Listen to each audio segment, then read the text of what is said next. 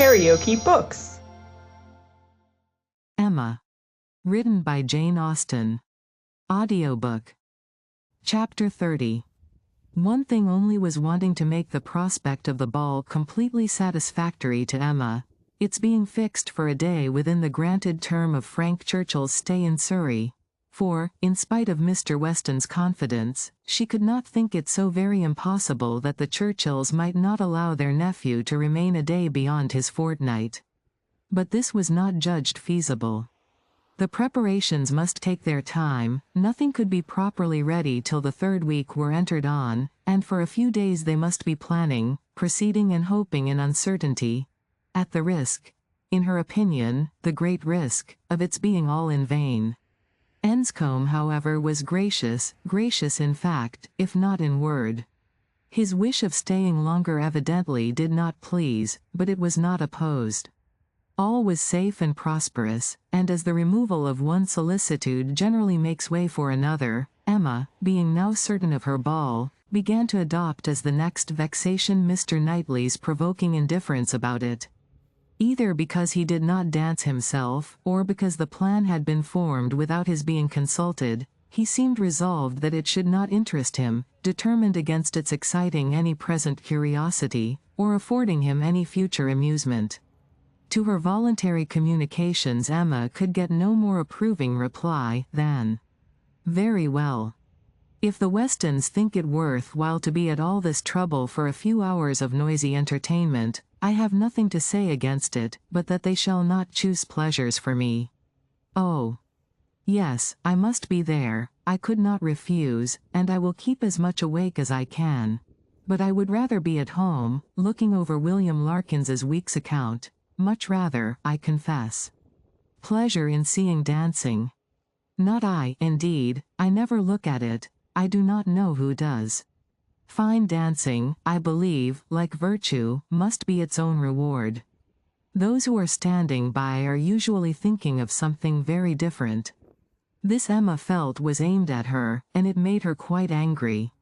It was not in compliment to Jane Fairfax, however, that he was so indifferent, or so indignant. He was not guided by her feelings in reprobating the ball, for she enjoyed the thought of it to an extraordinary degree.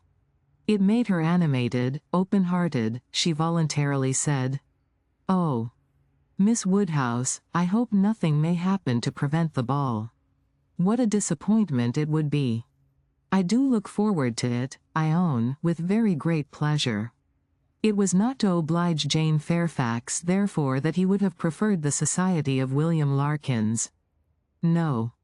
She was more and more convinced that Mrs. Weston was quite mistaken in that surmise.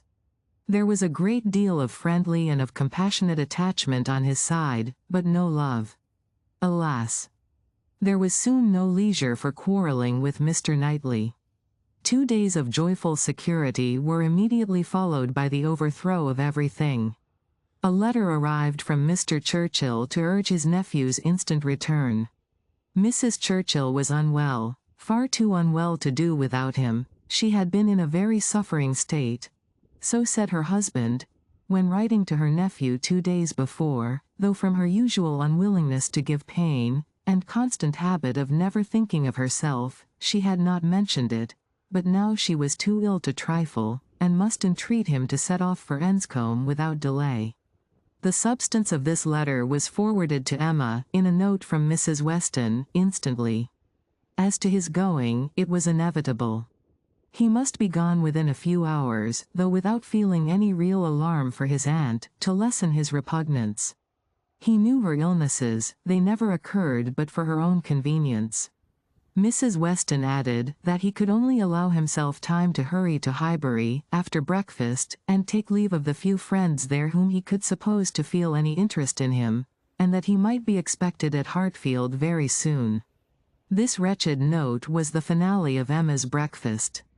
When once it had been read, there was no doing anything but lament and exclaim. The loss of the ball, the loss of the young man, and all that the young man might be feeling. It was too wretched. Such a delightful evening as it would have been. Everybody so happy. And she and her partner the happiest. I said it would be so, was the only consolation. Her father's feelings were quite distinct. He thought principally of Mrs. Churchill's illness, and wanted to know how she was treated, and as for the ball, it was shocking to have dear Emma disappointed, but they would all be safer at home. Emma was ready for her visitor some time before he appeared, but if this reflected at all upon his impatience, his sorrowful look and total want of spirits when he did come might redeem him. He felt the going away almost too much to speak of it. His dejection was most evident. He sat really lost in thought for the first few minutes, and when rousing himself, it was only to say, "Of all horrid things, leave-taking is the worst." "But you will come again," said Emma. "This will not be your only visit to Randalls." "Ah." Shaking his head, "the uncertainty of when I may be able to return. I shall try for it with a zeal. It will be the object of all my thoughts and cares. And if my uncle and aunt go to town this spring, but I am afraid, they did not stir last spring, I am afraid it is a custom gone forever. Our poor ball must be quite given up." Ah. That ball. Why did we wait for anything? Why not seize the pleasure at once? How often is happiness destroyed by preparation, foolish preparation? You told us it would be so. Oh. Miss Woodhouse, why are you always so right? Indeed, I am very sorry to be right in this instance. I would much rather have been merry than wise. If I can come again, we are still to have our ball. My father depends on it. Do not forget your engagement. Emma looked graciously. "Such a fortnight as it has been," he continued, "every day more precious and more delightful than the day before. Every day making me less fit to bear any other place. Happy those who can remain at Highbury." "As you do us such ample justice now," said Emma, laughing, "I will venture to ask, whether you did not come a little doubtfully at first? Do not we rather surpass your expectations? I am sure we do. I am sure you did not much expect to like us. You would not have been so long in coming, if you had had a pleasant idea of Highbury." He laughed rather consciously, and though denying the sentiment, Emma was convinced that it had been so. "And you must be off this very morning?" "Yes, my father is to join me here. We shall walk back together, and I must be off immediately. I am almost afraid that every moment will bring him. Not 5 minutes to spare even for your friends Miss Fairfax and Miss Bates? How unlucky.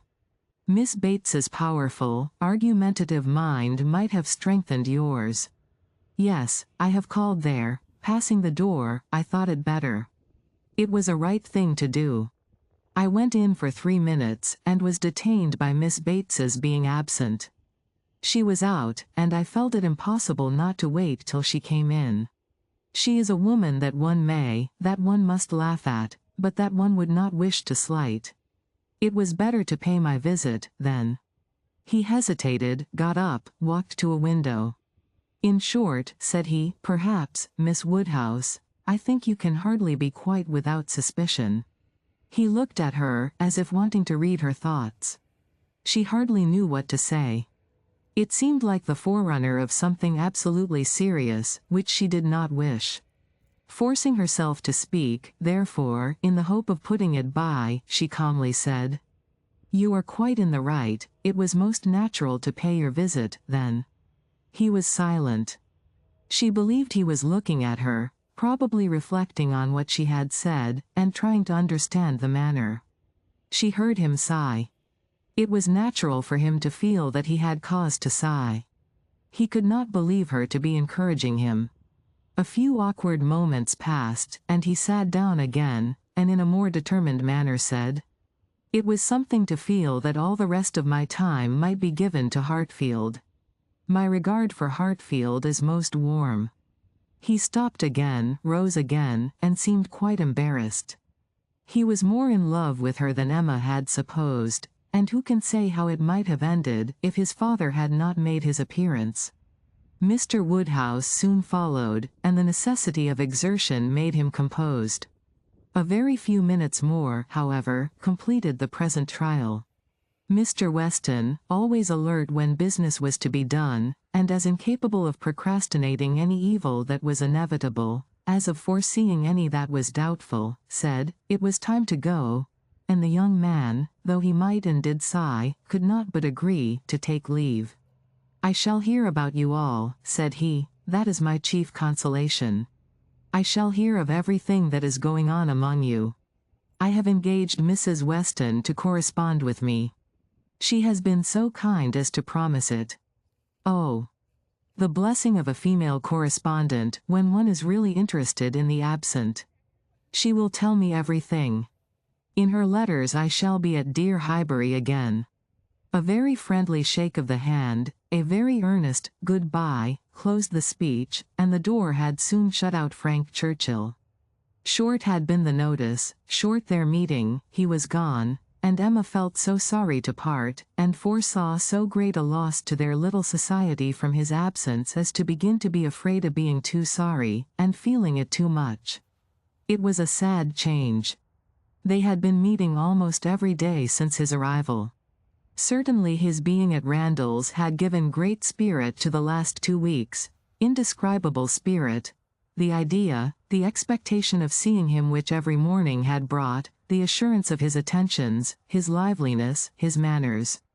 It had been a very happy fortnight, and forlorn must be the sinking from it into the common course of Hartfield days.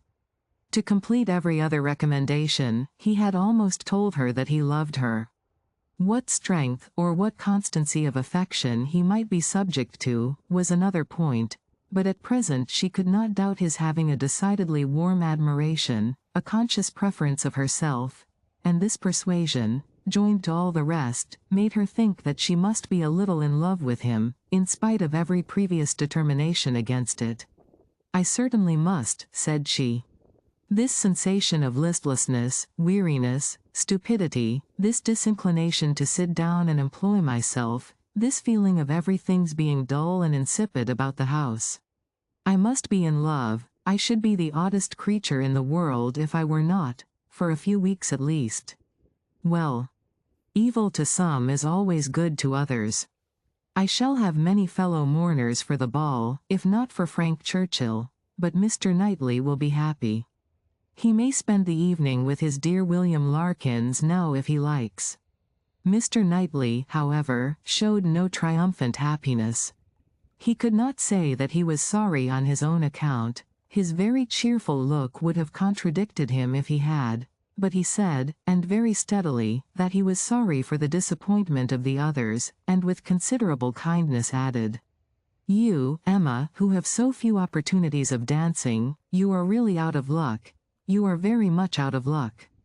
It was some days before she saw Jane Fairfax, to judge of her honest regret in this woeful change, but when they did meet, her composure was odious.